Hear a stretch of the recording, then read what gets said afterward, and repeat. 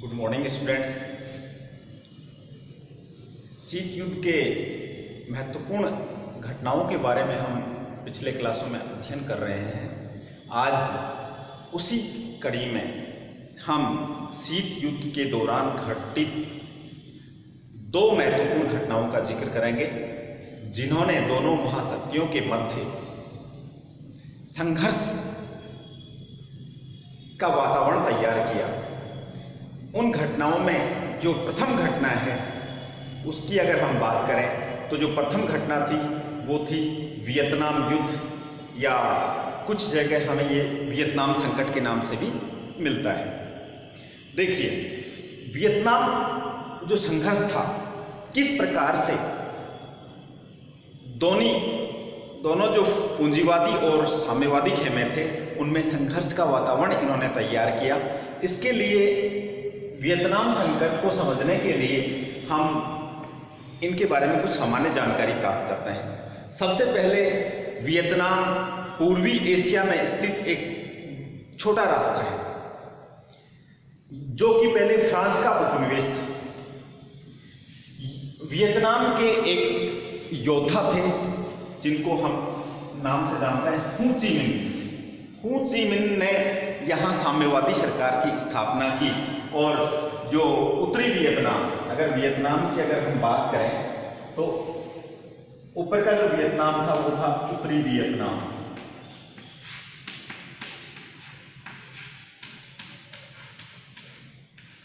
और नीचे का जो भाग था वो था दक्षिणी वियतनाम।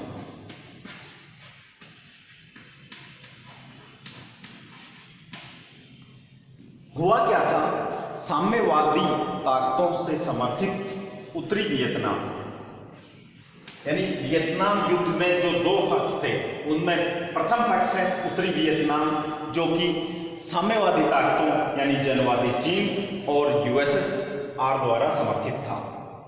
उत्तरी वियतनाम, दूसरी तरफ दक्षिणी वियतनाम था। दक्षिणी वियतनाम को यूएसए और मित्र राष्ट्रों का समर्थन प्राप्त था। यहां पर जो संघर्ष की शुरुआत होती है, या ये कहें कि युद्ध की जो शुरुआत होती है वो होती है उत्तरी वियतनाम के द्वारा दक्षिणी वियतनाम पर आक्रमण से। इस आक्रमण में एक महत्वपूर्ण बात, यानी जो लाओस एक छोटा देश है, वियतनाम के पास ही स्थित एक पूर्वी एशियाई देश लाओस द्वारा इस संघर्ष में उत्तरी वियतनाम को अपनी जमीन मुहैया करवाई जाती है, और अपने उस भूभाग को उत्तरी कोरिया को देने के पश्चात अमेरिका और मित्र राष्ट्र लाओस से नाराज हो जाते हैं। यद्यपि लाओस को इस बात के परिणाम भी पता था कि यूएसए और मित्र राष्ट्रों के पास भीषण मारक क्षमता है, जो सैन्य सामान है, उनकी विशाल सेनाएं हैं, व्यापक नरसंहार के हथियार इनके पास मौजूद हैं। उसके बावजूद लाओस ने अपनी भूमि का उपयोग उत्तरी वियतनाम को करने के लिए दिया, और उत्तरी वियतनाम लाओस के माध्यम से या लाओस के रास्ते से उन्होंने दक्षिणी वियतनाम पर आक्रमण करने तथा लाओस की भूमि के माध्यम से दक्षिणी वियतनाम पर इसने आक्रमण किया। इस संघर्ष में, क्योंकि शीत युद्ध काल में घटित जो सैन्य संघर्ष थे उनमें सबसे महत्वपूर्ण संघर्षों में वियतनाम संकट की गिनती होती है। यानी वियतनाम संकट ने दोनों महाशक्तियों को, और इसका रीजन ये था कि एक तरफ विचारधारा के आधार पर, एक तरफ साम्यवादी विचारधारा को आगे बढ़ाते हुए उत्तरी वियतनाम खड़ा था, तो दूसरी तरफ पूंजीवादी विचारधारा को आगे बढ़ाने वाला, या ये कहें कि यूएसए और मित्र राष्ट्रों द्वारा समर्थित दक्षिणी वियतनाम था। तो एक प्रकार से वैचारिक आधार पर, विचारधारा के आधार पर उत्तरी और दक्षिणी वियतनाम में संघर्ष हो रहा था, और दोनों ओर से महाशक्तियां, एक तरफ से यूएसएसआर चीन साम्यवादी ताकतों के रूप में और पूंजीवादी खेमे के रूप में यूएसए और मित्र राष्ट्र शामिल थे। अब इस युद्ध में, क्योंकि इस बात में कोई दो राय नहीं है कि उस समय अमेरिका के पास भारी मात्रा में हथियार थे और उन हथियारों का उपयोग उन्होंने इस संघर्ष या वियतनाम युद्ध में किया। भीषण बम वर्षा हुई। ये कहा जाता है कि इस युद्ध के दौरान प्रति 8 मिनट में दक्षिणी वियतनाम के समर्थित जो सेनाएं थी, विशेष रूप से यूएसए, इनके द्वारा 8 मिनट में एक बम गिराया जा रहा था। और इस आधार पर देखा जाए तो यहां व्यापक नरसंहार हुआ और इसके लिए कहा जाता है कि लगभग 20 लाख लोग मौत के अकाल मृत्यु, या ये कहें कि अकाल मृत्यु इनकी हुई, इस युद्ध में मारे गए और लगभग 30 लाख लोग घायल हुए। ये जो डेटा है ये हमें ये दर्शाता है कि संघर्ष कितना भयानक था। 20 लाख लोग अपनी जान से हाथ खो बैठे और 30 लाख लोग घायल हो गए। युद्ध में बड़ी संख्या में घायल हुए। और इसी के साथ एक और आंकड़ा है कि 1.2 करोड़ लोग शरणार्थी जीवन व्यतीत करने की स्थिति में पहुंच गए। ये लोग शरणार्थी के रूप में पड़ोसी देशों के अंदर पहुंच गए।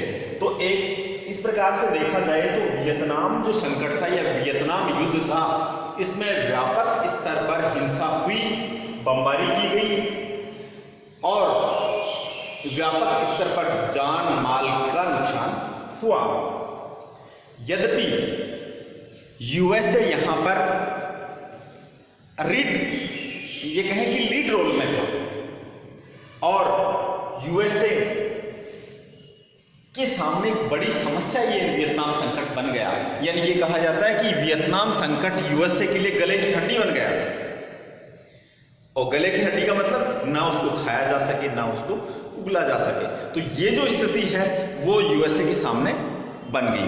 अब इसी से जुड़ी हुई एक और घटना का हम अध्ययन करेंगे जिसके माध्यम से वियतनाम संकट का हल किया गया।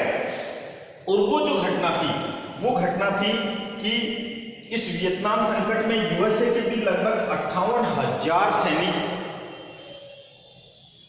अपनी जान से हाथ खो बैठे या ये कहें हताहत हुए।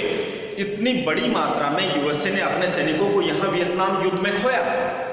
इसलिए यूएसए पर भी दबाव था कि किसी न किसी तरह से वियतनाम संकट का हल निकाला जाए और ससम्मान अमेरिका की वियतनाम से वापसी हो सके।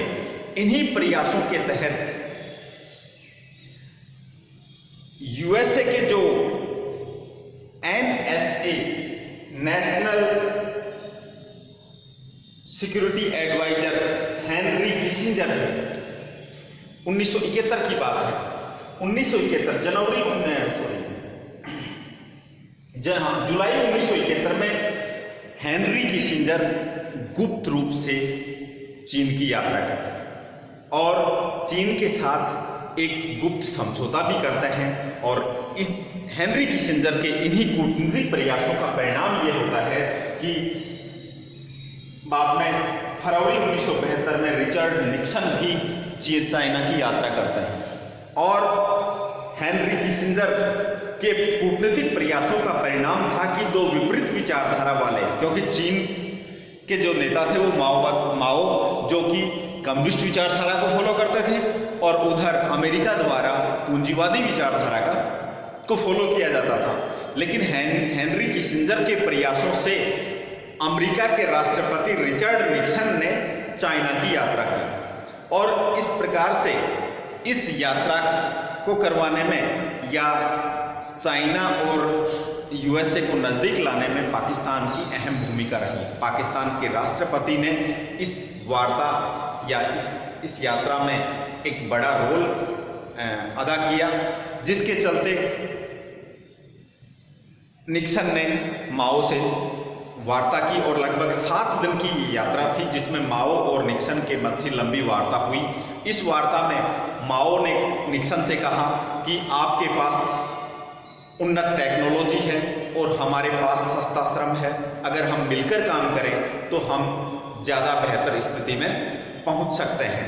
तो ये जो चाइना कार्ड था, वास्तव में चाइना का, इसको हम कहते हैं चाइना कार्ड, और कई विचारक इसको इस रूप में चित्रित करते हैं कि शीत युद्ध के इस दौर में, जब वियतनाम संकट चल रहा था, शीत युद्ध के उस दौर में चाइना की स्थिति एक नायिका की समान थी और उस नायिका को दो नायक, एक तरफ यूएसए, दूसरी तरफ यूएसएसआर, अपने अपने तरफ रिझाने का प्रयास कर रहे थे। लेकिन ये कूटनीतिक सफलता मिली हेनरी किसिंजर के प्रयासों से यूएसए को कि यूएसए के राष्ट्रपति निक्सन चाइना की यात्रा करते हैं और उनके मध्य जो वार्ता होती है उसमें एक चीज निकल कर आती है कि कम्युनिस्ट विचारधारा को फॉलो करने वाला चाइना यूएसए के साथ संबंधों में सुधार करता है। एक प्रकार से यह यूएसए के लिए हर्ष का विषय था। क्यों? क्योंकि चाइना कार्ड के माध्यम से या चीन को अपने पाले में करके यूएसएसआर की शक्तियों को छीन करने का काम यूएसए ने किया। दूसरी बात यह है कि क्योंकि मैंने पहले भी कहा कि चाइना को रूस और या सोवियत संघ और यूएसए दोनों ही अपने पाले में करना चाहते थे। इसका रीजन था कि विचारधारा के आधार पर चाइना सोवियत संघ के नजदीक था, क्योंकि सोवियत संघ कम्युनिस्ट विचारधारा का फॉलोअर था, कम्युनिस्ट विचारधारा का प्रसार कर रहा था और चाइना ऑलरेडी कम्युनिस्ट विचारधारा वाला राष्ट्र था। कम्युनिस्ट विचारधारा होते हुए भी वो अमेरिका के साथ उसके समझ का जो स्तर बना, इससे कहीं ना कहीं यूएसएसआर को, सोवियत संघ को धक्का लगा। यहां पर किसिंजर की जो कूटनीति थी वो ये थी कि जब तक हम चाइना का द्वार नहीं खोलेंगे या ये कहेंगे कि चाइना को मान्यता प्रदान नहीं करेंगे। एक बड़ी बात यह है कि 1949 में चीन में साम्यवादी सरकार कब बनी? 1949 में माओ के नेतृत्व में जब चाइना में कम्युनिस्ट सरकार बनी तो यूएसए ने इस जनवादी चीन को यूएन की जो सिक्योरिटी काउंसिल थी उसमें स्थायी सदस्यता नहीं दी थी, या ये कहें कि 1972 तक यूएसए ने जनवादी चीन को, या ये कहें कि साम्यवादी चीन को मान्यता प्रदान नहीं की थी। लेकिन वियतनाम संकट का हल निकालने के लिए या वियतनाम से अपनी सहसम्मान वापसी के लिए यूएसए द्वारा गुप्त रूप से चाइना से वार्ताएं की गई और एक प्रकार से ये कहें कि चाइना को अपने पक्ष में करने का प्रयास किया गया ताकि सहसम्मान यूएसए की वापसी वियतनाम से हो सके। और इसी का परिणाम निकला कि बाद में या चाइना के द्वार खुलने या चाइना को मान्यता प्रदान करने के पश्चात यूएसए की वियतनाम से सकुशल वापसी हो सकी। यद्यपि ये अलग विषय है कि यूएसए इसे सहसम्मान वापसी कहता है, जबकि कुछ आलोचकों का ये कहना है कि वियतनाम संकट में यूएसए सहसम्मान वापस नहीं गया बल्कि उसको बड़ा आर्थिक नुकसान पहुंचाना पड़ा, भुगतना पड़ा और इस प्रकार से वियतनाम संकट का हल 1975 में, अप्रैल 1975 में 30 अप्रैल 1975 को आखिरी जो सैन्य टुकड़ियां थी वो वियतनाम से हट गई यूएसए की ओर से और इस प्रकार से वियतनाम संकट टल गया। लेकिन इसमें रणनीतिक रूप से चीन को लाभ पहुंचा। अब शीत युद्ध की अगली जो घटनाएं हैं उनके बारे में हम नेक्स्ट क्लास में आपसे चर्चा करेंगे। धन्यवाद।